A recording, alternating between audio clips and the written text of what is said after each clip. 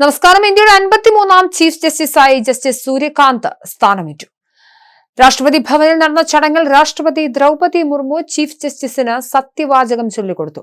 സത്യപ്രതിജ്ഞ ചടങ്ങിൽ പങ്കെടുക്കാൻ വിദേശ രാജ്യങ്ങളിൽ നിന്ന് ചീഫ് ജസ്റ്റിസുമാർ ഉൾപ്പെടെ നിരവധി ആളുകൾ എത്തിയിരുന്നു. പ്രധാനമന്ത്രി നരേന്ദ്രമോദിയും അമിത്ഷായും പ്രതിരോധ മന്ത്രി രാജ്നാഥ് സിംഗും ചടങ്ങിൽ പങ്കെടുത്തു. 2027 ഫെബ്രുവരി 9 വരെയാണ് അദ്ദേഹം പദവിയിൽ തുടരാൻ അർഹനാവുന്നത്. ഹരിയാന ഹിസാറിലെ പെട്വാർ ഗ്രാമത്തിലാണ് അദ്ദേഹം ജനിച്ചത്. സംസ്കൃത അധ്യാപകനായ മദൻ ഗോപാൽ ശർമ്മയാണ് ജസ്റ്റിസ് സൂര്യകാന്തിന്റെ പിതാവ്. എല്ലാവരെയും പോലെ ഒരുപാട് കഷ്ടപ്പാടുകൾ നിറഞ്ഞതായിരുന്നു അദ്ദേഹത്തിന്റെ മെട്രിക്കുലേഷൻ പഠന കാലയളവും. പിന്നീടാണ് ഹിസാർ കോളേജിൽ നിന്നും ബിരുദം നേടുന്നത്. 1984 റോഹ്തക്കിലെ മഹർഷി ദയാനന്ദ സർവകലാശാലയിൽ നിന്നും നിയമബിരുദവും അദ്ദേഹം നേടി. ഹിസാറിലെ ജില്ലാ കോടതിയിൽ പ്രാക്ടീസ് തുടങ്ങി പഞ്ചാബ് ഹരിയാന ഹൈക്കോടതിയിലേക്ക് മാറി. ഹരിയാനയിലെ ഏറ്റവും പ്രായം കുറഞ്ഞ അഡ്വക്കേറ്റ് ജനറൽ ആകുമ്പോൾ അദ്ദേഹത്തിന് 38 വയസ്സ് മാത്രമായിരുന്നു പ്രായം. തൊട്ടടുത്ത വർഷം സീനിയർ അഭിഭാഷക പദവി ലഭിച്ചു. 2004 42ാം വയസ്സിൽ ഹൈക്കോടതി ജഡ്ജിയായി.